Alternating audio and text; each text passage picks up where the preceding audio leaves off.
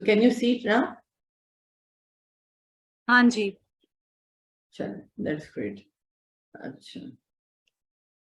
Okay, so we are talking about SPICE's 11-step ladder integrated curriculum. So ये 11-step ladder बना हुआ एक तरफ, ठीक है. अभी पहले हम इसकी बात करते हैं आगे कि होता क्या है. So educational strategies क्या होती हैं? What are educational strategies? हमने सुना है कि जी ये educational strategy use होनी चाहिए, वो strategy use होनी चाहिए.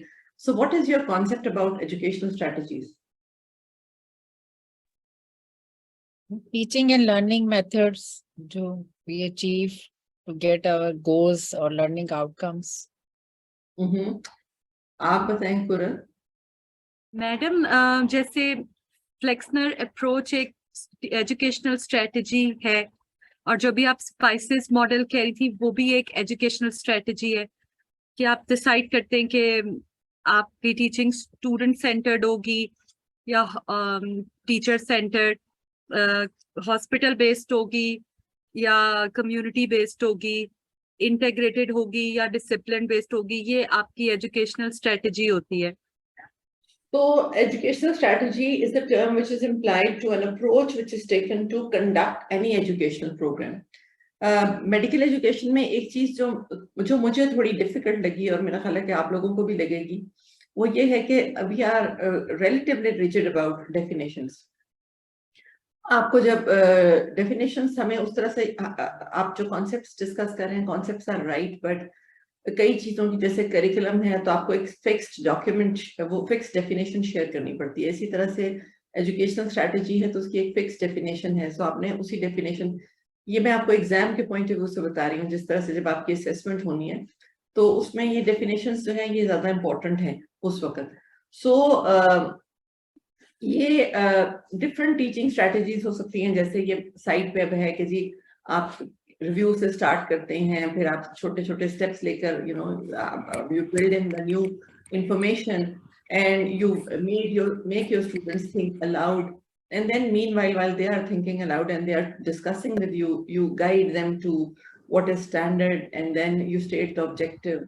graphic organizers आप बीच में डाल लें.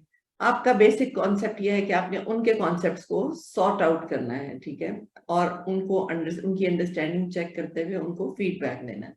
सो ये एक ओवरऑल समरी है टीचिंग स्ट्रैटेजी की, but the definition is that it is the approach which is taken to conduct any educational programme.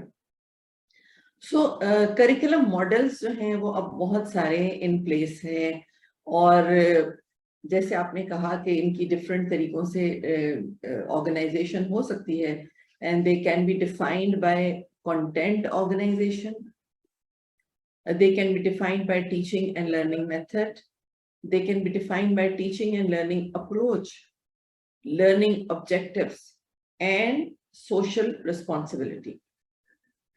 आप जो भी मॉडल ले लें इसमें बेसिक कॉन्सेप्ट यही है कि आपने उन लर्निंग एक्टिविटीज को ऑर्गेनाइज करना. पहले आपने जो है नीड्स इवैल्यूएशन से आपने स्टार्ट करना है, ठीक है, नीड इवैल्यूएशन.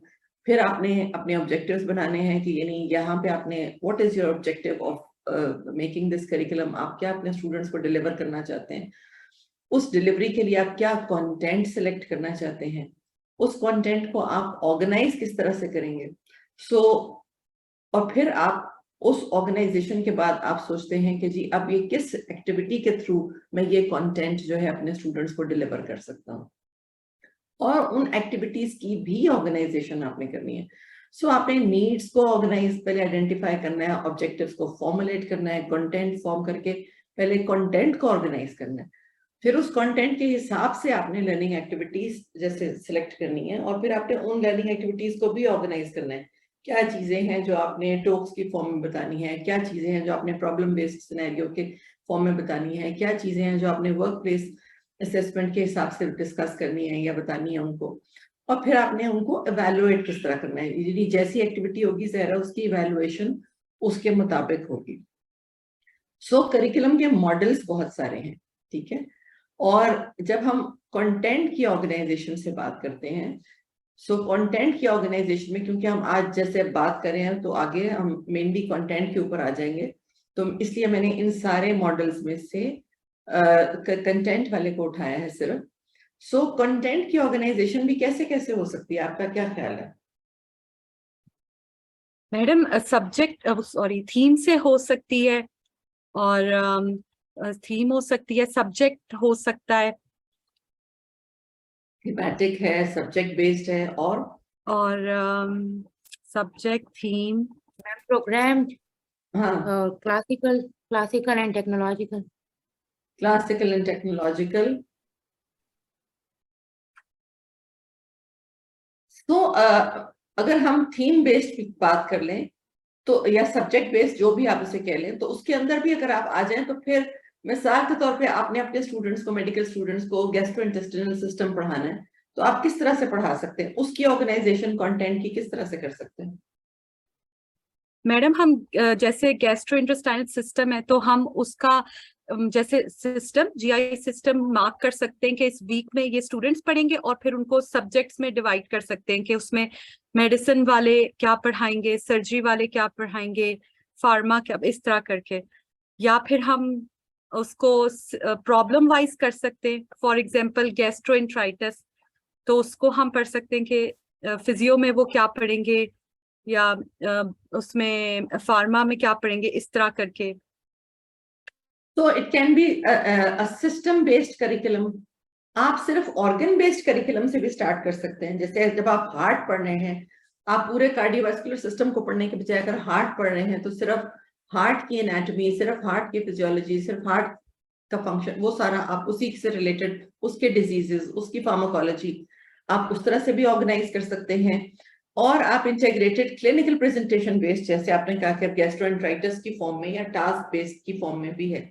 इसमें से जो सबसे ज्यादा इन्वोग है या सबसे ज्यादा एट द मोमेंट प्रैक्टिकल लगता है वो सिस्टम बेस्ड करिकुलम है, ठीक है ना, जो अभी इस वक्त सब जगह काम हो रहा है इंटीग्रेटेड करिकुलम के ऊपर, वो मेनली ऑर्गन बेस्ड या क्लिनिकल प्रेजेंटेशन बेस्ड नहीं है, वो बेसिकली सिस्टम बेस्ड है। हाँ, उस सिस्टम बेस्ड के अंदर जब हम स्पाइसेस मॉडल करेंगे तो लर्निंग प्रॉब्लम बेस्ड लर्निंग हो सकती है, ठीक है ना। सो टोटल कंटेंट की ऑर्गेनाइजेशन प्रॉब्लम बेस्ड नहीं है, टोटल कंटेंट की ऑर्गेनाइजेशन जो है वो सिस्टम बेस्ड है। उसके अंदर जो आप स्ट्रेटजीज यूज कर रहे हैं उसमें प्रॉब्लम बेस्ड लर्निंग भी शामिल है। स्पाइरल करिकुलम के बारे में कुछ आप लोगों को जान पहचान है? स्पाइरल में यही है, जैसे फर्स्ट ईयर सेकंड ईयर में आप सिर्फ बेसिक साइंसेस पढ़ा रहे हैं, ये सब इंटीग्रेटेड है। तो एट द मोमेंट आप स्पाइरल करिकुलम फॉलो करें, different colleges spiral curriculum follow करें। चलिए आप कैरी ऑन करें, आप बता रही थी।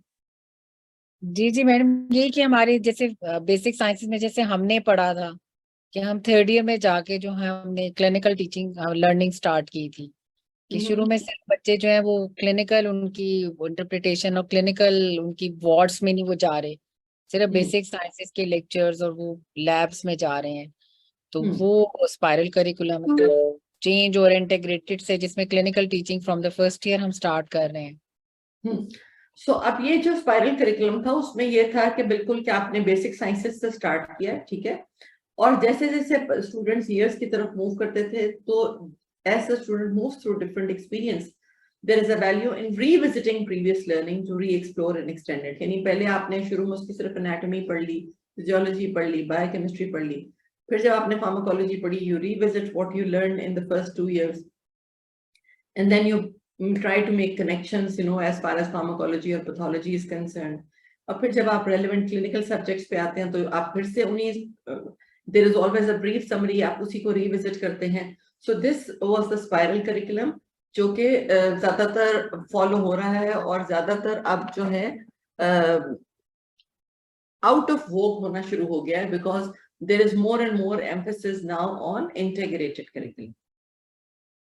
So integrated curriculum क्या है कि this is a concept which is becoming more popular now internationally, and the goal of integration is to break down the barriers between basic and clinical sciences which are currently in place as a result of traditional curricular structures. और concept क्या है कि integration should promote retention of knowledge and acquisition of skills through repetitive and progressive development of concepts and their applications. कल आप में से किसी ने बीडी चौरासिया की बात की थी, और बीडी चौरासिया का मुझे भी याद है कि हम भी जब पढ़ रहे थे मेडिकल स्कूल में, और उस वक्त हम एनाटॉमी में ऑल्दो टीचर्स बहुत प्रमोट नहीं करते थे, लेकिन स्टूडेंट्स में बड़ी हॉट फेवरेट किताब हुआ करती थी बीडी चौरासिया, बिकॉज उसके आखिर में एक दो अप्लाइड एनाटॉमी के सवाल होते थे और टीचर्स ने पूछने वही होते थे। सो हम उस किताब को पढ़ते थे इसलिए थे कि हमें वो अप्लाइड एनाटॉमी के सवाल पता चल जाए। और उस वक्त वो बहुत एक एब्स्ट्रैक्ट कॉन्सेप्ट लगा करता था और बहुत ज्यादा आप सोचते थे कि अच्छा अगर किसी ने मुझे डायरेक्टली पूछ लिया होता तो मैं तो कभी ये बता ना सकती। सो अच्छा है कि मैंने यहाँ से पढ़ लिया।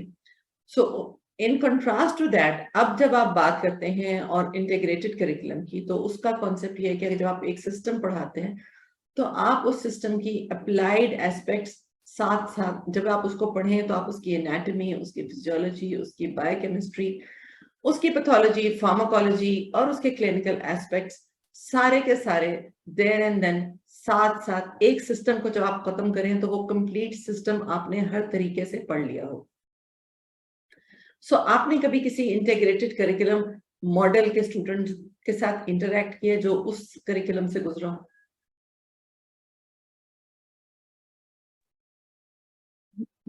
मैडम हमारे कॉलेज में जैसे अभी 3rd ईयर में कोशिश कर रहे हैं और 2nd ईयर में इंटीग्रेट करने की, तो वो ऐसे ही करें कि वो सिस्टम करके तो फिर आगे टॉपिक्स जो है वो सब्जेक्ट्स में डिवाइड करें। तो अभी तो कोई भी स्टूडेंट उससे पूरा गुजरा Have you नहीं। ever interacted with the student जो completely integrated curriculum का product हो? Not your own college, from any other college?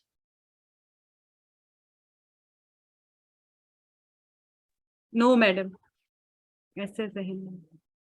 बाकियों में से किसी ने? Yes ma'am. आपने किसके साथ इंटरेक्ट किया? सर हम मैम यहाँ हम जो पढ़ाते हैं तो वो इंटीग्रेटेड ही पढ़ाते हैं। आप 3rd कहाँ ईयर पे तक पढ़ा रहे हैं? integrated। आप कहाँ पे पढ़ा रहे हैं? मैं पढ़ाता हूँ यहाँ सऊदी अरेबिया। आप सऊदी अरेबिया में पढ़ाते हैं? अच्छा, ओके। सो आपका कंप्लीटली इंटीग्रेटेड करिकुलम है?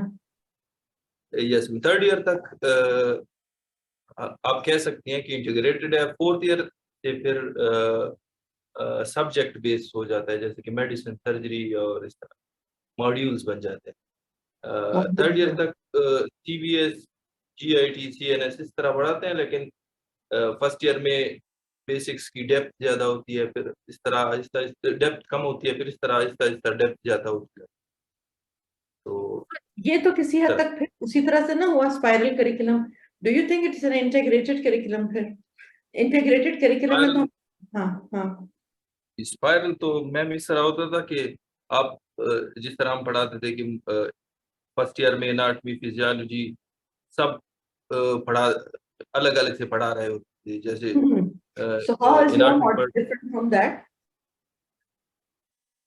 अभी मैम इस तरह होता है कि हम एक सिस्टम ले लेते हैं, फॉर एग्जांपल CBS ले लेते हैं, तो उसकी सिस्टम को हम सपोज सिस्टम बेस्ड एनाटॉमी पढ़ते हैं। जी 4 वीक्स में कंप्लीट करते हैं। उसमें एनाटॉमी भी चल रही होती है, फॉर एग्जांपल टॉपिक है हार्ट, तो हार्ट की Okay, I get it. So probably you're talking about horizontal integration, right? So is there any difference between horizontal and vertical integration? Yes ma'am. हाँ, क्या डिफरेंस है? हॉरिजॉन्टल तो ma'am इस तरह होगी कि हॉरिजॉन्टल इंटीग्रेशन में जिस तरह हम यहाँ पे कर रहे हैं ना कि एक ही सिस्टम लिया हुआ है, उसमें सब डिसिप्लिन्स पढ़ा रहे हैं। वर्टिकल में इस तरह है कि पहले हार्ट एक हफ्ते बंदा एनाटॉमी पढ़ लेता है, नेक्स्ट वीक वो हार्ट की फिजियोलॉजी पढ़ लेता है, फिर नेक्स्ट वीक इस तरह। तो ये वर्टिकल इंटीग्रेशन होगी, लेकिन सिस्टम एक ही चल रहा होगा। सो आपके ख्याल में जब फिजियोलॉजी एनाटॉमी इकट्ठे पढ़ाई जा रही है तो वो हॉरिजॉन्टल इंटीग्रेशन है, और जब हफ्ते हफ्ते पे स्प्लिट कर लेते हैं तो वो वर्टिकल इंटीग्रेशन बन जाती है? आपका ये ख्याल है? Anybody who agrees or disagrees with him? let's ask if anybody disagrees with him. Madam horizontal integration एक ही ईयर में जैसे चल रहा है और वर्टिकल जैसे first year, second year, third year, fourth year, इस तरह करके जो इंटीग्रेट हो रहा है across the years. Across the years. So, ठीक, आगे हम इसको भी रिविजिट करते हैं कि ये क्या है. So, what does integrated curriculum mean? So, actually इसकी definitions जो हैं, they are variable, they vary greatly in the literature. So, integration of content एक single lecture में भी हो सकती है, to integration of complete curriculum भी हो सकता है. And integrated उसका कॉन्सेप्ट ये है कि जब आप स्टूडेंट को इंटीग्रेटेड तरीके से पढ़ाते हैं तो आप होलिस्टिक तरीके से वो सिस्टम उसको पढ़ा रहे हैं और उस तरह से पढ़ा रहे हैं जैसे उस स्टूडेंट ने कल को रियल वर्ल्ड के साथ इंटरैक्ट करना है. और जब आप डिसइंटीग्रेट करके पढ़ाते हैं, यानी एक सिस्टम की सिर्फ एनाटॉमी पहले पढ़ रहे हैं, फिर सिर्फ फिजियोलॉजी पढ़ रहे हैं, फिर सिर्फ उस तरह से, तो उससे कॉन्सेप्ट ये डेवलप होना शुरू हो गया कि इट ब्रीड्स एपैथी. यानी स्टूडेंट्स को जब कंटेंट का कॉन्टेक्स्ट समझ नहीं आता तो उनके अंदर उसके लिए एक एफिनिटी डेवलप नहीं होती. जबकि जब इंटीग्रेशन आप कर देते हैं तो इंटीग्रेशन का बेसिक कॉन्सेप्ट ही इंटरेक्शन के ऊपर है. तो स्टूडेंट्स का interaction with the subject, with the patients and with the teacher that improves, क्योंकि जितना वो they make the sense of the context, उतना उनका इंटरेस्ट लेवल बिल्ड होगा, उतना ही वो बेहतर तरीके से उसको पेशेंट्स के साथ इंटरैक्ट करके अप्लाई कर सकेंगे. So students of integrated curriculum are prepared to apply their knowledge to clinical practice and for their personal development. So I have interacted very closely with the student of integrated curriculum, and that was my daughter actually from AKU. Or when she was studying, honestly, she was in second year. और मुझे याद है कि वो मैं उसके साथ interact कर रही थी ऑन अ सब्जेक्ट इन आई के बारे में बात शुरू हुई, and the way she discussed that with me was like, and I was like everything you already know, so what are you going to read now in third year and fourth year and final year. And when she was in third year and I remember कि I had to attend a call in labor room for a very difficult patient, a complicated IUGR भी था, diabetes भी थी, hypertension भी थी. And she just asked me कि आप कहाँ जा रही हैं. मैंने कहा मैं इस तरह के पेशेंट. तो उसने मुझे, the way she discussed the management of that case with me without any invitation, I was actually surprised, because हमारे साथ अब जबकि हम इतने अरसे से टीचिंग में हैं, हमारे पोस्ट ग्रेजुएट स्टूडेंट्स भी इस तरह से इंटरैक्ट नहीं करते, उनकी इस तरह से होलिस्टिक डेवलपमेंट नहीं हुई होती. So very close, by very close interaction, ये मैंने सिर्फ 2 एग्जांपल्स आपको दिए हैं. और जब फर्स्ट ईयर में थे वो बच्चे, तो मुझे याद है कि फर्स्ट ईयर में when she came home और उसकी हॉलिडे थी तो 1 महीने की, तो she said कि जी आप मेरी ITC में, उस वक्त मैं CMH लाहौर में थी, उसने कहा जी आप मेरी ITC में 1 महीने की रोटेशन करवा दें प्लीज, मुझे अटैच करवा दें. मैंने कहा क्यों ये अटैचमेंट चाह रही हैं? उसने कहा because I want to learn the IV cannula passage, Foley's catheter, endotracheal tube, all those practical, ECG की लीड्स कैसे लगानी है, ये मैं सारा कुछ सीखना चाहती हूँ, बिकॉज ये हमारे फर्स्ट ईयर के जो प्रॉफ उसका होना था कि उसमें ये हमारे टास्क बेस्ड सेशंस असेस होते हैं और वहां पे उनकी मार्किंग बड़ी स्ट्रिक्ट थी और जो स्टूडेंट्स उन स्टेशंस को पास नहीं कर सकते थे, they were not promoted to second year, prof reset लग जाता था. So at that time मुझे लगता था कि what they are doing is very difficult, very intensive for the students की capacity के हिसाब से, लेकिन the way it has shaped her, I'm not just talking about a personal experience. मैं फिर बाकी उसकी जो क्लास फेलोज के साथ भी इंटरेक्ट करती थी तो मुझे अंदाजा होता था कि पूरे कोहॉर्ट का वही एक एकेडमिक लेवल है और वही एक इंटेलेक्चुअल लेवल है. So that is, where the difference, actually you see the difference, जहाँ पे integrated curriculum in the real sense of word apply हो चुका है और कैसे वहाँ के students जो है उनकी grooming different होती है. और अभी अगर आप देख लें और आप अपने मेडिकल कॉलेज में देखें जहाँ पे अभी भी हम अपनी क्लास वाइज हमने स्प्लिट किया हुआ है, आपका स्टूडेंट जब फाइनल ईयर में भी आता है तो उसकी कोशिश ये होती है कि वो किसी तरह बेड साइड पे ना जाए, वो एक जगह ही बैठा रहे और आप वहीं जाकर उसको पढ़ा दें. आप में से किसी कोई और मेरे साथ ये कॉन्सेप्ट आपको लगता है कि किसी के साथ ये कॉन्सेप्ट रेजोनेट कर रहा है? जी मैडम बिल्कुल।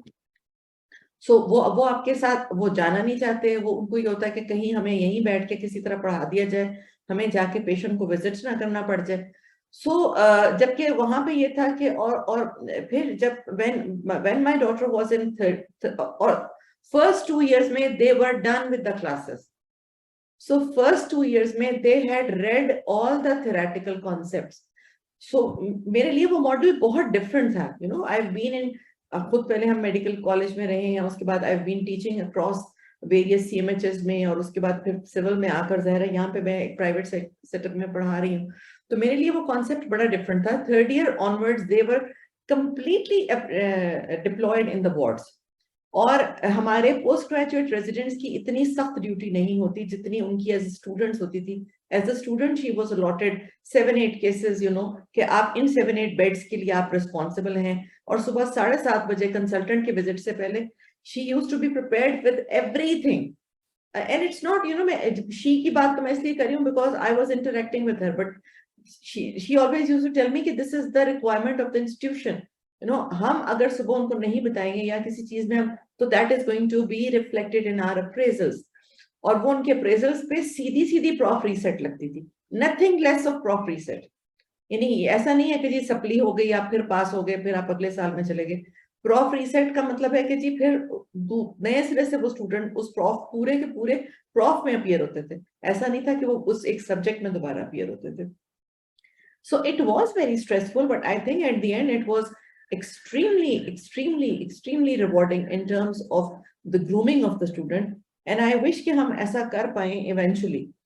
So medical schools with the reformed curricula, they have incorporated aspects of SPICE's approach to various extents, and SPICE's क्या है? Student centered, problem based, integrated, community oriented, ठीक है। उसके बाद आपके बाकी एविडेंस बेस्ड और सारे models. So it is an approach to teaching and learning which is based on both philosophy and practicality. यानी आप उस स्टूडेंट को उस सब्जेक्ट की फिलॉसफी भी पढ़ा रहे हैं और उसकी प्रैक्टिकल एप्लीकेशन वो हर रोज कर रहा है, और हर रोज उस प्रैक्टिकल एप्लीकेशन पे आप उसको असेस कर रहे हैं। उसकी जो क्लास का अप्रेजल है, एनुअल अप्रेजल या उसका उस टर्म का अप्रेजल या उस क्वार्टर का अप्रेजल, वो उसी परफॉर्मेंस के ऊपर हो रहा है। And it is a curriculum approach which purposely draws together knowledge, skills and attitudes. So अब आपकी नॉलेज भी टेस्ट हो रही है, जब आपको साथ ही उस सिस्टम के क्लिनिकल मेथड्स भी पढ़ाए जा रहे हैं तो आप उसके स्किल्स भी साथ ही डेवलप करें। I think she did her first per rectal examination when she was in second year. ये सारी चीजें मेरे लिए उस वक्त बहुत सरप्राइजिंग थी, और जाहिर है कि फिर एटीट्यूड्स भी उसी तरह से, because every time they used to go out in the community, और जब कम्युनिटी बेस्ड उनकी क्लासेस होती थी और सेशंस होते थे तो they used to be independent. वही स्टूडेंट वही कम्युनिटी उस वक्त, यानी एक सुपरवाइजर जो है वो सिर्फ सुपरवाइज कर रहा होता था उनको, प्राइमरी इंटरेक्शन पेशेंट के साथ स्टूडेंट का ही हो रहा होता था। So they used to be very worried कि जी हमने कल जब इंटरेक्ट करना है तो हमें इतना इंफॉर्मेशन हो कि पेशेंट को लगे कि हम डॉक्टर हैं। अभी हमारे स्टूडेंट को फाइनल ईयर के बाद हाउस जॉब में भी I don't think inner feeling आती है कि वो डॉक्टर है।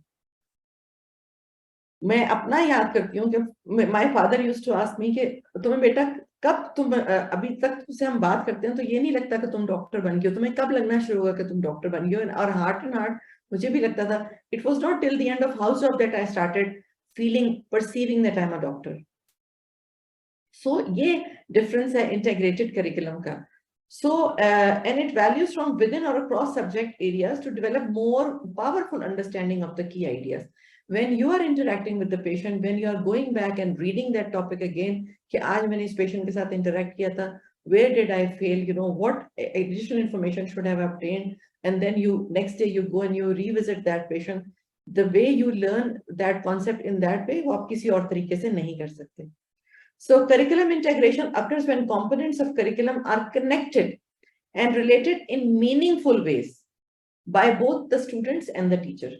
जब टीचर पढ़ा रहा है तो वो भी उसको एक मीनिंगफुल वे में पढ़ा रहा है, और जब स्टूडेंट उसको लर्न कर रहा है तो उसको भी उसका मीनिंग समझ आ रहा है कि मैं ये चीज क्यों लर्न कर रहा हूँ। Why should I be interested in, you know, reading this physiology or reading this pharmacology? So student centred हो गया कंपेयर टू जो कन्वेंशनल हमारी टीचर सेंटर्ड अप्रोच थी। और पहले हमारी अप्रोच सिर्फ इंफॉर्मेशन गैदरिंग थी, और अभी भी हमारे ज्यादातर मेडिकल कॉलेजेस में अप्रोच सिर्फ इंफॉर्मेशन गैदरिंग है, लेकिन जो स्पाइसेस मॉडल है इसमें ये प्रॉब्लम बेस्ड लर्निंग हो गई। ठीक है, पहले आप डिसिप्लिन बेस्ड बात कर रहे थे, अब आप कहते हैं कि जी सेपरेट डिसिप्लिन कुछ नहीं है, एवरीथिंग इज इंटीग्रेटेड। जब आप एक मरीज डील कर रहे हैं तो वो मरीज आपके पास सिर्फ एनाटॉमी या फिजियोलॉजी या सिर्फ फार्माकोलॉजी लेके नहीं आ रहा, वो एक होलिस्टिक पेशेंट आ रहा है। आपको उस वक्त उस बीमारी से रिलेटेड एनाटॉमी भी आनी चाहिए, फिजियोलॉजी भी आनी चाहिए, बायोकेमिस्ट्री भी आनी चाहिए। सो आप एक इंटीग्रेटेड मॉडल की बात कर रहे हैं। और पहले जैसे आप सिर्फ स्टूडेंट्स को, और अभी भी ज्यादातर मेडिकल कॉलेज में सिर्फ हॉस्पिटल बेस्ड है कि जी वो राउंड करें, वो आके आपके साथ हॉस्पिटल में आ जाए, और हॉस्पिटल में आके भी most of the students just want that lecture to be repeated. They just want कि कोई बैठ के उनको स्पून फीडिंग कराना शुरू कर दे कि आज ये पढ़ लिया है हमने। उसके बजाय कम्युनिटी बेस्ड आप उन स्टूडेंट्स को कम्युनिटी में भेजते हैं as primary health care providers, and when they are interacting with the community, when they have to listen to their questions and they have to give answers, so obviously they start, उनको वो teaser मिलना शुरू हो जाता है या वो stimulus मिलना शुरू हो जाता है कि नहीं, they have to act as doctors, now they are the primary people who are responsible to give answer to the patient, and probably they should be more aware कि वो क्या पढ़ रहे हैं और क्या उन्होंने पेशेंट को बताना है। तो स्टैंडर्ड प्रोग्राम हुआ करता था पहले कि जी जब आपने निकलना है तो हाउस जॉब में भी फिर आपने ये करना है, फिर आपने एक नॉन स्पेसिफिक पार्ट 1 करना है।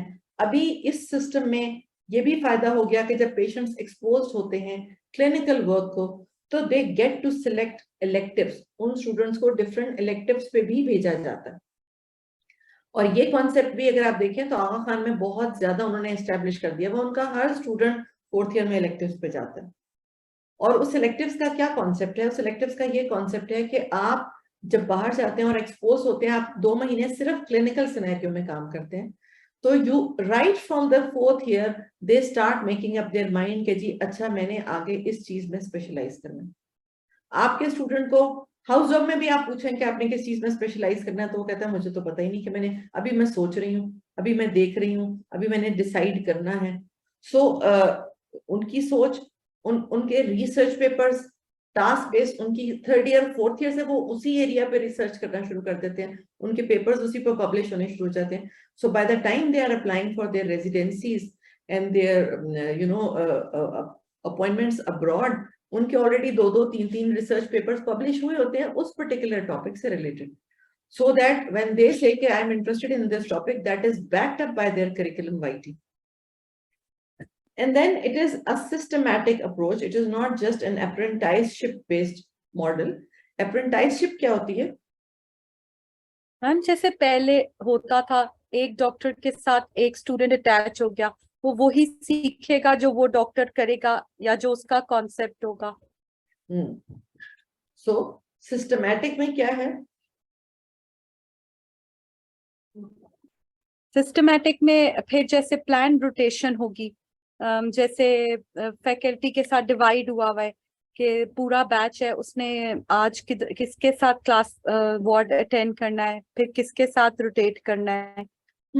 So they don't get to attach with just one mentor, और ऐसा नहीं है कि सिर्फ उसी को शेडो करना है, बल्कि they get a wider exposure और वो बाकी सबके साथ भी इंटरेक्ट कर रहे होते हैं।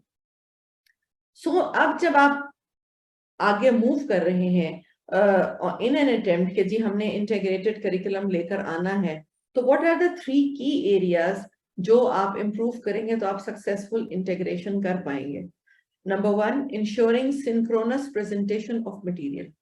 ठीक है, सबसे पहले तो आपने खुद अपने आप को रीशेप करना है। क्या आप खुद सिंक्रोनस तरीके से पढ़ा रहे हैं उस मटेरियल को? जब आपने जाके वो मटेरियल पढ़ाना है तो are you touching the relevant anatomy, physiology, embryology, biochemistry? आप क्या उन सब चीजों को, रेलेवेंट चीजों को, क्या अभी भी आपका टीचिंग कंटेंट उस तरह से रीशेप हुआ हुआ?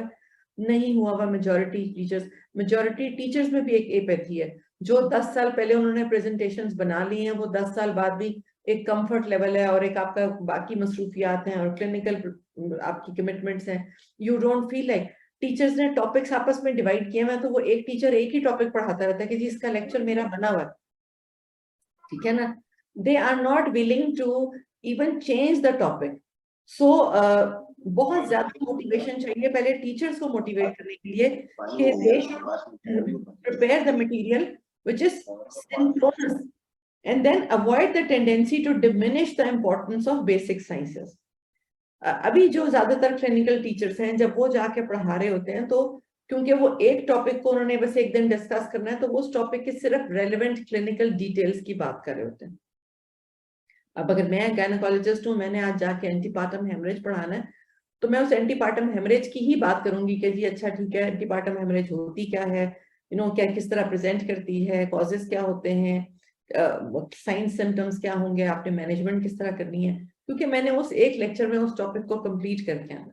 नेक्स्ट लेक्चर में मैंने नया टॉपिक पढ़ाना, उसमें आप बेसिक साइंसेस की इंपॉर्टेंस वहां पे बहुत डिमिनिश कर देते हैं। ठीक है, सो आपको अपने नए लेक्चर्स या नए जो स्ट्रैटेजीज हैं, एजुकेशनल स्ट्रैटेजीज, वो इस तरह से डिवाइस करनी है कि जब आप खुद जाके स्टूडेंट्स के साथ इंटरेक्ट करें तो आपका वो जो मटेरियल, जो सिंक्रोनस मटेरियल आप बात कर रहे हैं, उस सिंक्रोनस मटेरियल में बेसिक साइंसेस की इंपॉर्टेंस को हाईलाइट किया जाए। उससे डेडिकेटेड कम से कम आपका 1/4 लेक्चर जो है पहले उसकी बेसिक साइंसेस से रिलेटेड हो। And then you use unified definitions. हर चीज का ये नहीं है कि इसका एनाटॉमी में ये कॉन्सेप्ट है, इसका फिजियोलॉजी में ये कॉन्सेप्ट है, नहीं, उस सिस्टम की आपकी so this is the area which is actually the most difficult area, क्योंकि यहाँ पे टीचर्स को मेहनत करनी है और टीचर्स को यहाँ पे उन्होंने अपने लेक्चर्स को, अपनी स्ट्रैटेजीज को, अपने टीचिंग मोडालिटीज को, इंटरवेंशंस को मॉडिफाई करना है। सो आई थिंक यहाँ पे हमें बहुत ज्यादा काम करने की जरूरत है। स्टूडेंट्स तो आपके पास 5 साल के लिए आ गए, उनको जिस तरह से आप लेके चलना शुरू करेंगे जाहिर है वो उसी सिस्टम में अडेप्ट कर जाएंगे। अगर वही स्टूडेंट आज AKU में है, वो उनके सिस्टम से अडेप्ट कर गया, वो CMH लाहौर में होगा, वो वहां के सिस्टम से अडेप्ट कर जाएगा। सो बेसिकली आपको क्या लगता नहीं कि स्टूडेंट से ज्यादा मेहनत फैकल्टी के लेवल पे करने की जरूरत है।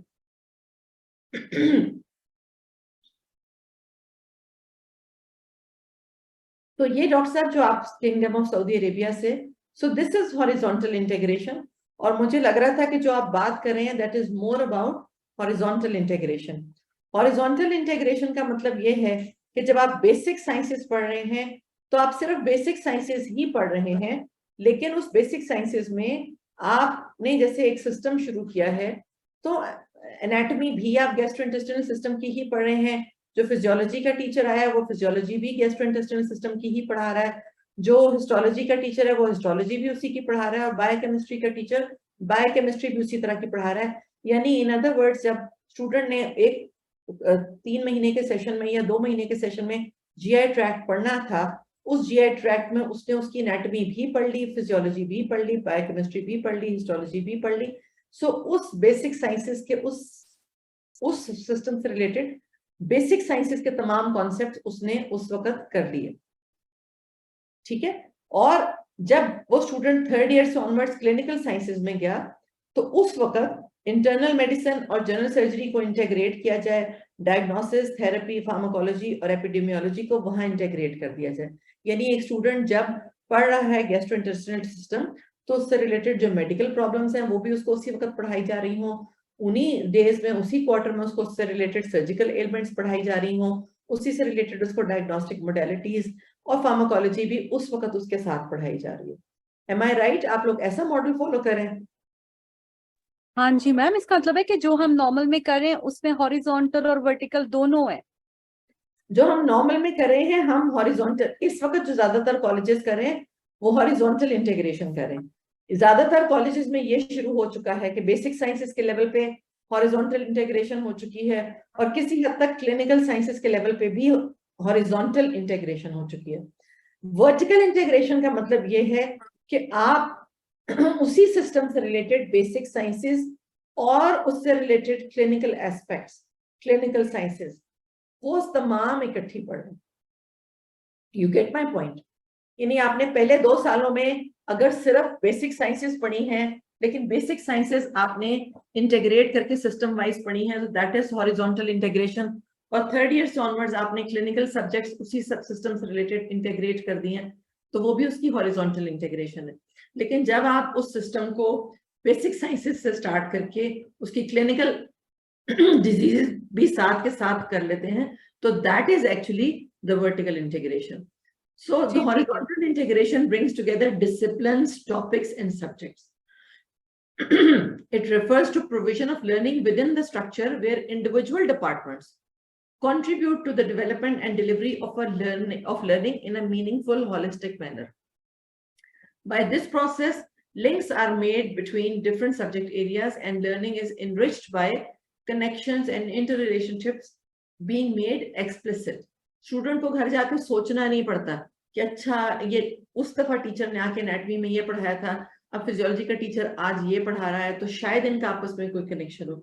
नहीं, जब आप उन्हें वो पढ़ा रहे हैं तो उन्हें उसका कनेक्शन जो है वो ज्यादा बेहतर तरीके से समझ आता है. जबकि vertical integration brings basic and clinical sciences together. You get my point. So आप बेसिक और क्लिनिकल साइंसेस जब इकट्ठे करते हैं तो वो वर्टिकल इंटीग्रेशन है. जब आप सिर्फ बेसिक साइंसेस को अक्रॉस द सिस्टम्स अप्लाई कर रहे हैं तो, और क्लिनिकल साइंसेस को अक्रॉस द डिसिप्लिन अप्लाई कर रहे हैं, तो वो हॉरिजॉन्टल इंटीग्रेशन है. पर जब आप बेसिक और क्लिनिकल साइंसेस को इकट्ठा कर देते हैं एक जगह, तो that is vertical integration. And it refers to combination of basic and clinical sciences in a way that traditional divide between preclinical and clinical studies is broken. अब ये नहीं है कि preclinical areas में उन्होंने ये पढ़ना है और clinical years में उन्होंने ये पढ़ना है. नहीं, all the years are clinical or preclinical, whatever you want to say it, all the years are the same. उन्होंने वो system पढ़ना है, उससे related उन्होंने preclinical और clinical हर चीज उस वक्त खत्म करनी है. So basic science is represented explicitly in the curriculum within the clinical environment during all years of undergraduate education, right from the first year, postgraduate training and continued professional development. अच्छा, अभी आप ये भी देखेंगे जब आपका पोस्ट ग्रेजुएट रेजिडेंट होता, आप उसको पूछें किसी भी चीज की, यानी आपका एक पोस्ट ग्रेजुएट रेजिडेंट है जो इम्तिहान FCPS का देने आया ऑप्स एंड गायनी में, आप उससे उसकी एनाटॉमी पूछना शुरू कर दें फॉर एग्जांपल, वो OBGYN का रेजिडेंट है, उसे OBGYN की एनाटॉमी नहीं बतानी आएगी, उसको उसकी एम्ब्रियोलॉजी नहीं बतानी आएगी, क्योंकि वो अब सिर्फ क्लिनिकल एस्पेक्ट्स पे फोकस कर रहा है. सो यहाँ पे आपने बेसिक साइंसेस को एक्सप्लिसिटली रिप्रेजेंट करना है अंडर ग्रेजुएट लेवल पे, पोस्ट ग्रेजुएट टीचिंग ट्रेनिंग में, और लेटर ऑन भी जब आप मेरी स्टेज पे, आपकी स्टेज पे, जहाँ पे आप अपनी पोस्ट ग्रेजुएट टीचिंग भी ट्रेनिंग भी कंप्लीट कर चुके हैं और आप सिर्फ कंटिन्यूड प्रोफेशनल डेवलपमेंट कर रहे हैं, उस वक्त भी. So the learning of basic science is placed in the context of clinical and professional practice, and then obviously it seems to be more relevant to the students. उन्हें समझ आती है कि अच्छा उसको भी पढ़ना जरूरी था. क्यों? क्योंकि इस बीमारी की समझ मुझे तब आएगी अगर मुझे उसकी रेलेवेंट एम्ब्रियोलॉजी पता होगी. अगर मैं एक अनडिफरेंशिएटेड जेंडर का एक पेशेंट देख रहा हूँ, मुझे उसकी रेलेवेंट एम्ब्रियोलॉजी पता होगी तो ही, और एनाटॉमी मुझे पता होगी तो ही मैं उसको अंडरस्टैंड कर सकता. सो करिकुलम इंटीग्रेशन जो है उसमें यहाँ पे हॉरिजॉन्टल और वर्टिकल दोनों जब आ जाते हैं, तो जो सिर्फ आपका मिलर्स ट्रायंगल है, knows shows how, knows how and does, वो ब्रेक होता है इनटू ब्लूम्स इकोनॉमी. और वो क्या है? रिमेंबर से अंडरस्टैंड और अप्लाई पे आ जाता है. स्टूडेंट एनालाइज करना शुरू कर देता है, इवैल्यूएट करता है डिफरेंट प्रॉब्लम्स को और क्रिएट करता है सॉल्यूशंस में. So that is the difference, जो कि जब आप साइलोज में पढ़ा रहे हैं स्टूडेंट को, और उसके मुकाबले में जब आप उन्हें एक इंटीग्रेटेड फॉर्म में पढ़ाते हैं. सो यहाँ पे सिर्फ मैंने इसी कॉन्सेप्ट को मजीद एक्सप्लेन करने के लिए ये एक रिसर्च उठाई थी कि जहां उन्होंने एम्बुलेटरी केयर में स्पाइसेस मॉडल को अप्लाई किया था. सो एम्बुलेटरी केयर जो है ये क्या है कि it refers to any place where the patient attends health care facilities without being admitted as in patients. और वो क्यों अब जरूरी है? क्योंकि मरीज आपके ज्यादा से ज्यादा एम्बुलेटरी हेल्थ केयर चाहते हैं. दे वांट कि उनकी इन पेशेंट हॉस्पिटल स्टे जो है वो डिक्रीज हो. Core clinical problems are now more likely to be seen out with as compared to the traditional teaching hospital environment. And when you implement properly, ambulatory care education gives you a unique opportunity which is suited to meet the students and the patients. So आपके patients को भी ज़्यादा वो facilitate होते हैं और आपके students भी उनके साथ ज़्यादा बेहतर interact कर पाते हैं. और ये आपके क्या venues हो सकते हैं जहाँ पे आप ambulatory care teaching spices model के साथ करवाएं? एक तो ये कि रूटीन आउट पेशेंट क्लिनिक्स जो आपके डिफरेंट हॉस्पिटल्स में हैं और डिफरेंट वार्ड्स क्लिनिकल सेटअप्स में हैं, वहां पे आप स्टूडेंट सेंटर्ड अप्रोच के साथ स्ट्रक्चर्ड लॉग बुक्स के साथ आप उन्हें कहें कि जी ठीक है, आपने ये काम इस तरह से करना है, आपने स्टूडेंट्स को इस तरह से, इस पेशेंट को इस तरह से एग्जामिन करना है और हम ये केस इस तरह से डिस्कस करेंगे। ये तो आपके ट्रेडिशनल आउट पेशेंट्स हैं जो आप अभी भी कर रहे हैं। उसके अलावा you can create additional venues in those hospital venues जो जहां फॉर एग्जांपल आपने ऐसी जगह पे एफिलिएट कर लिया जो अदरवाइज अंडर ग्रेजुएट टीचिंग के लिए रिकग्नाइज्ड नहीं है, रीजनल हेल्थ केयर एरिया में है, और वहां पे आप इंटर प्रोफेशनल टीचिंग और एक्सपीरियंस ऑफ हेल्थ केयर के लिए आप आइडेंटिफाई कर लेते हैं और आप अपने स्टूडेंट्स को वहां पे भेजते हैं आउटरीच प्रोग्राम्स के लिए, ठीक है। या इनोवेटिव एवेन्यूज जैसे डेडिकेटेड टीचिंग स्पेसेस है, कम्युनिटी बेस्ड प्रोग्राम्स हैं, ठीक है। आपने इन 2 महीने में आपकी कम्युनिटी एक्टिविटी है, आपने जाना है, आपने फलान क्लिनिकल सेटिंग में जाना है, कम्युनिटी सेटिंग में जाना है और वहां पे आपने क्लिनिकल सर्विसेज प्रोवाइड करनी है।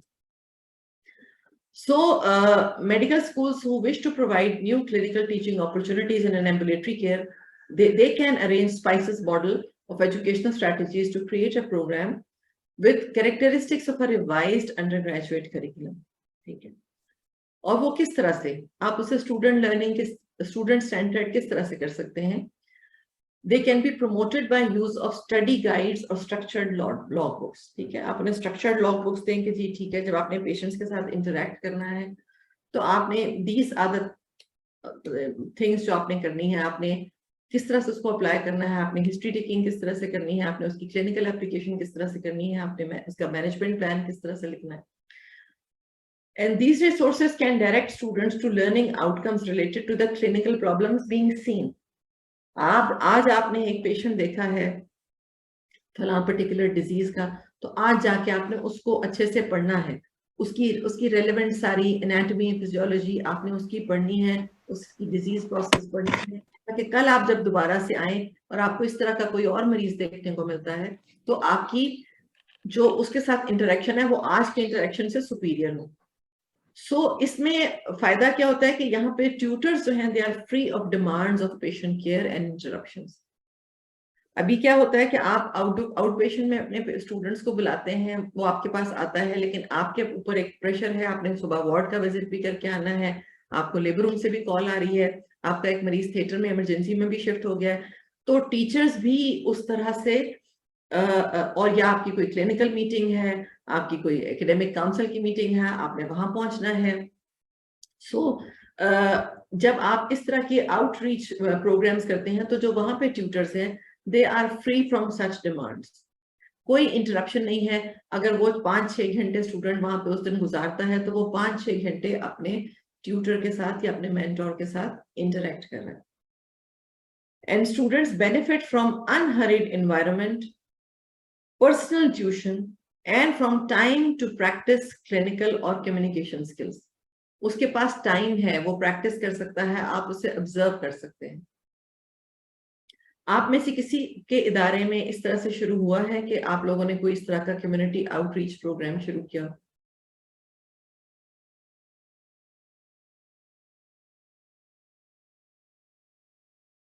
आप में से किसी के इंस्टीट्यूशन में ऐसा कम्युनिटी आउटरीच प्रोग्राम हो रहा है? आप लोग मुझे सुन रहे हैं? Am I audible? हाँ। जी मैडम आवाज आ रही है आपकी? मुझे नहीं आ रही आपकी। अच्छा, अब आनी शुरू हुई है, जी बताएं। Madam community outreach programs mostly colleges में तो ब्राय नाम ही है, नाम ही है कि कम्युनिटी आउटरीच है, but in true sense they are not. सही। सो किसी आप बाकी लोगों में से किसी ने ऐसा कोई देखा प्रोग्राम? सो अगेन जैसे मैं अब एक ही का मॉडल बार बार इसलिए कर रही हूँ क्योंकि वहां पे they have been practicing this for the last over 2 decades. So 3 months की community outreach activity is a mandatory for the students और उसमें पेशेंट्स के फीडबैक के साथ दे आर असेस्ड। सो जब तक हम इसको नहीं करेंगे मेरा ख्याल है कि प्रॉब्ली हम स्टूडेंट्स के अंदर वो एक जो spark है कि you know you are a doctor, you have to interact with the patient, you have to listen to the problem, you have to provide a solution, वो हम शायद ना क्रिएट कर पाए। इस स्टूडेंट इसी एनवायरनमेंट में आप प्रॉब्लम बेस्ड लर्निंग भी सिखा सकते हैं कि स्टडी गाइड्स और log books can provide diagnostic और management problems for students to solve the problems based on core clinical problems they will encounter, and the emphasis is on problem solving rather than information gathering. यानी आप patient जब student को कहते हैं कि उसने एक पेशेंट से इंटरेक्ट किया और जब वो आपको वो केस प्रेजेंट कर रहा है तो वो स्टूडेंट आपको उसकी एक इंटरप्रिटेशन बताए, वो खाली आपको ये ना कहे कि जी हिस्ट्री प्रेजेंट इलनेस ये थी, प्रेजेंटिंग कंप्लेंट्स ये थी और ये चीजें ये थी, बस ये इंफॉर्मेशन मैंने गैदर कर लिया and now I am in a vacuum कि मुझे नहीं पता मैंने आगे करना क्या है। सो स्टूडेंट जो है वो खुद इंटरेक्ट कर रहे हैं पेशेंट के साथ, वो उसको प्रॉब्लम का सोल्यूशन दे रहा है और आप पास उसको सुपरवाइज कर रहे हैं, उसको गाइड कर रहे हैं। और जब नेक्स्ट टाइम वो फिर आपके पास उसी प्रॉब्लम को आता है लेकर दोबारा या ऐसे पेशेंट के साथ फिर से इंटरेक्ट करता है और उसने घर जाके उसको पढ़ा हो ताकि नेक्स्ट टाइम जब वो पेशेंट आए तो उसका इंटरेक्शन उससे सुपीरियर हो जो कि उसका लास्ट टाइम था। तो और आप उस पर एम्फसाइज भी यही कर रहे हैं कि आपने इस पेशेंट को मैनेज करना है, आपने इस पेशेंट को ट्रीट करना है, I am only here to observe you और टू सुपरवाइज, राइट? तो burden of responsibility comes on the student, so the emphasis shifts on problem solving rather than just the gathering of information. अच्छा, इंटरप्रोफेशनल learning कैसे improve हो सकती है इस outpatient ambulatory care scenario में? For example आप अपने अस्पताल में एक डे केयर सर्जरी यूनिट बना लेते हैं। अब मैं जैसे गायनी में हूँ, हम डे केयर गायनी यूनिट बना लेते हैं। सो वहां पे क्या होगा कि डे केयर यूनिट है, मरीज प्री ऑपरेटिव असेसमेंट के लिए भी आया है, वहीं से उसका जो भी सर्जिकल प्रोसीजर हुआ है वो सर्जिकल प्रोसीजर भी हुआ है, वहीं पे उसने उसी दिन थोड़ी देर पोस्ट ऑप रिकवरी में भी गुजारना है और वहीं से उसने डिस्चार्ज भी होना है। सो अब अगर आप वो पेशेंट वहां, वो स्टूडेंट वहां पे है तो वो उस पेशेंट को फॉलो कर रहा है right from the time the patient presented to the theater to the post operative recovery area and from there the discharge. Otherwise होता क्या है, अभी आपके जो करंट सेटअप है उसमें आपका स्टूडेंट जब वार्ड में जाता है तो वो जब वार्ड में जाता है तो वो मरीज को बस वहां पड़े हुए देखता है। आज मैंने हिस्ट्री ले लीजिए, आज वो स्टूडेंट ये है, उसका प्लान शायद ये है, दैट्स इट। जब वो थिएटर में आता है तो वो उस दिन उस मरीज को थिएटर में ही देखता है, उसने उस मरीज को प्री ऑपरेटिव एरिया में या प्री वार्ड में असेसमेंट में नहीं देखा होता। अच्छा, जब थिएटर में देख लिया तो क्योंकि उस दिन उसकी ड्यूटी सिर्फ थिएटर में है तो वो थिएटर में ही उसने देख लिया। जब पोस्ट ऑपरेटिव में वो पेशेंट आपके पास फॉलोअप में आया है तो वो स्टूडेंट बदल चुका है, वहां पे कोई और स्टूडेंट है, अब वो उस मरीज को फॉलोअप पे सिर्फ देख रहा है, उसे नहीं पता कि ये आया क्यों था, इसका थिएटर में क्या प्रोसीजर हुआ है। सो जब आप एक एम्बुलेटरी केयर सेटअप में है जहां आप डे केयर फैसिलिटीज प्रोवाइड कर रहे हैं, वहां पे अगर एक स्टूडेंट पूरा दिन गुजारता है तो वो उस पेशेंट को right from the time of presentation to her pre-operative assessment, to her intraoperative procedure, and to her follow-up post-operative care and discharge through and through follow करते हैं। So again, that becomes more of an interprofessional learning rather than just learning in silos कि आज मैंने सिर्फ theatre में procedure देखा था। So community-based way, you move the student teaching to the venues in the wider community. You allow the students to gain experience in a wider range of common healthcare problems. And this is often more appropriate for undergraduates and with patients who may be more accessible than those in the teaching hospitals. खास तौर पे जब आप tertiary care setting में हैं तो आपके पास बहुत कॉम्प्लिकेटेड डिजीज के पेशेंट्स ही होंगे जो दाखिल होंगे। जो एवरीडे केयर में माइनर प्रॉब्लम्स आते हैं आपके पास, वो शायद आपका टर्शरी केयर सेटअप में बैठा हुआ स्टूडेंट उस तरह से नहीं देख पाएगा। Am I right? हाँ जी मैम। सो वो जब आप एक कम्युनिटी बेस्ड उसमें उसको लेके जाते हैं तो उसको डे टू डे प्रॉब्लम्स जिनके साथ पेशेंट्स प्रेजेंट कर सकते हैं उनके साथ उसका इंटरेक्शन ज्यादा होता है। ठीक है, सो इलेक्टिव क्या है? Introducing students to the elective opportunities in ambulatory care venues. It moves their learning away from standardized uniform program to the one which gives the students a choice of further study in the area of interest.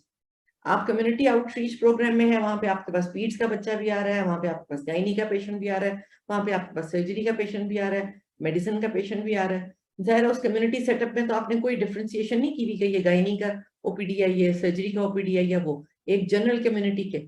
सो वहां पे आपके student जब वो expose होता है तो probably he or she gets a more better exposure और उसको अंदाजा होता है कि मैंने आगे अपने electives के लिए क्या चूज करना है. And a 4-week rotation through a variety of specialties in outpatient clinics are appreciated by students who selected this option. And then systematic, कि इसको भी आप log books के साथ structure ही करते हैं. Structured log books are the keys to delivering a systematic approach to clinical teaching in ambulatory care settings. They can ensure that students see the required range of core clinical problems and focus on appropriate learning objectives. अगर कोई core clinical component वहाँ पे community setting में नहीं address हुआ, तो you know कि अच्छा this component is missing, इसको हमने बाद में किसी और जगह पे अब cover करना है. So opportunistic exposure to clinical cases is avoided by using system-specific patients, so ensuring that clinical cases seen match the student's current theoretical course. So what do we conclude from this? Spices model बनाया किसने था? Harden ने. Harden का पता है कौन है? Medical educationist. जी, जिसको हार्डन का नहीं पता वो भी मेडिकल एजुकेशन में कुछ नहीं कर रहा. मैडम उनकी बुक है ना? हाँ, बुक है और 1984 में बना था spices model. So it is still as relevant as it was 3 decades ago, where curriculum reform is required for new approaches to teaching and learning, right? So introducing new opportunities in an ambulatory care teaching facility provides an opportunity to use SPICES model to develop an innovative program in a new location. In an ambulatory care teaching program, it is possible to stimulate more student-centered learning and move away from clinician-focused teaching. Opportunities for integrated learning and problem solving can be provided and an interprofessional approach can be fostered. Opportunities for elective studies can be taken by students with a particular interest in a topic. So this is basically all about the SPICES model and how you apply it in a clinical setting. So any questions or comments, please? So today we have finished in time. There was some time pressure today. So अब आपके अगर कोई questions हैं तो I'm here to answer them.